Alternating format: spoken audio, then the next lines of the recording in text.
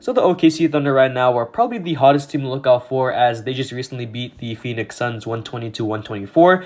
This team has been absolutely surprising, as they have definitely turned their season around with all these wins lately, as they currently stand at the 8th seed right now with a record of 35-36, which is good for the play-in right now. So with this team being led by SGA, who is definitely looking like a contender or even a dark horse contender for the MVP award, he's, I would say, in my top 5 right now, behind Embiid, Jokic, Giannis, and Luka.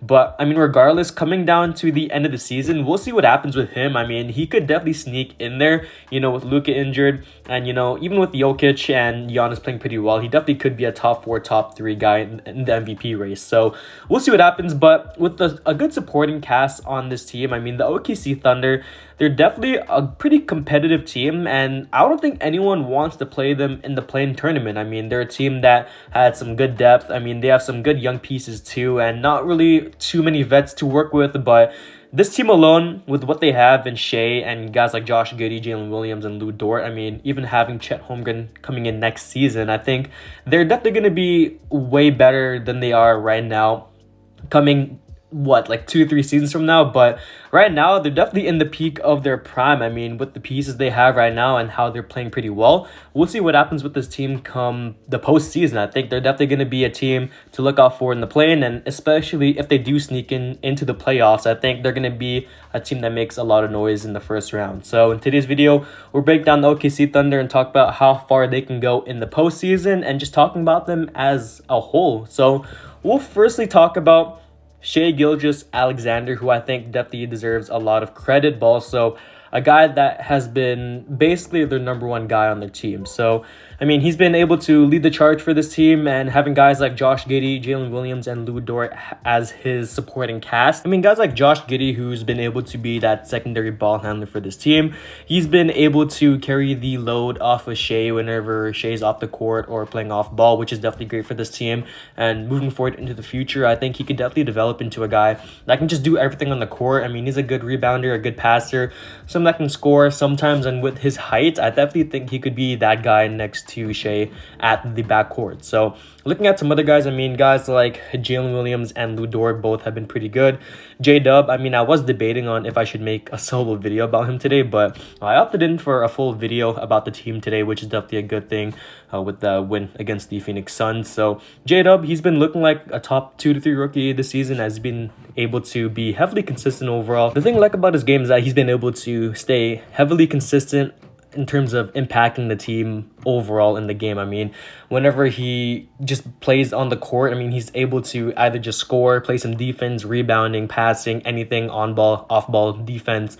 He's been able to consistently impact the game, which is something I like to see, and he's growing in each and every game. I mean, this game alone, he didn't really have a good game, but down in the fourth in the clutch, he had that huge rebound, I think, the defensive rebound, and it would ultimately led to 2 free throws. I think he split one. Yeah, he split one and missed the other one. So I mean, J-Dub, he's been able to be a very consistent player on both ends of the floor, and I think moving into the future, he definitely could be the starting power forward for this team alongside Chet in the front court, which is definitely going to be interesting.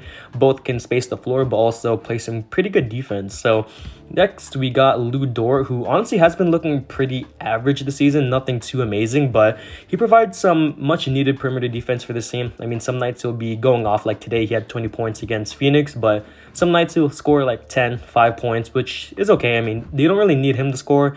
They really need him to just play some grit and grind defense and just be the guy that can lock up the best guy on the opposing team. So he was doing that today against Devin Booker. Did a pretty okay job, nothing too amazing. I mean, Devin Booker obviously went off today. But, I mean, Lou Dort, he's still going to be that guy that can just guard up the best player on the court. So other players on the team that I do want to mention, I mean, the other Jalen Williams, the center, small ball center for this team, has been a good option at the center position when they really need him to. He's been a good charge taker, and I think he's been leading the league in charges taken or charges called on him. I'm not too sure about that, but I definitely saw a stat about that, so that's pretty interesting to see. He definitely could be a good backup option at the 5 whenever they really need him to. So this team, they have a lot of young talent on the team, and that can honestly help them off the bench. I mean, a guy like a Trey Man, Pokuševski. Those two guys have been pretty good in their own right whenever they got some minutes. Guys like Isaiah Joe, he's been a good floor spacer for this team, and I think, maybe adding in some more vets to just coach the guys and just mentor them, and I think this team could definitely be set. Someone in my comments, the last OKC video I made, said that whenever Chet Holmgren comes back and whenever he comes back from injury for next season, they should be ready to go. I would kind of agree, but I don't know. I definitely see them adding in some more vets in the offseason, and then they would be pretty good right there. Because Chet, he's coming into his first season after getting an injury this season, so he definitely wouldn't be... I would say he definitely would need some more time to get started. And, with adding in a good veteran center for this team, I definitely could think it could help him in the long run in terms of mentoring him and kind of just, having that backup option at the center position whenever Chet Holmgren gets an injury or just needs some rest, which definitely could be good for him. So, yeah, I think adding in a good veteran center for this team could definitely help Chet Holmgren in his development. So, now in terms of the play-in tournament, they currently stand at the 8th seed. So, honestly, if they do sneak into the playoffs, they definitely could make some noise with what they have right now. I mean, it definitely would be a good feel-good story for this team. I mean, with Shea getting into the playoffs finally back after 3 seasons, and with guys like Lou Dort, Giddey, and J-Dub in his first season, I definitely think they could be a good story for the NBA, and I think they could be a team to look out for. I mean, I don't think any team wants to play a team like this, because with Shea being as good as he is and someone that can drop 30 any given night, and a guy like a Josh Giddey, a J-Dub, a Lou Dort, even off the bench, a guy like an Isaiah Joe who can knock down threes pretty consistently.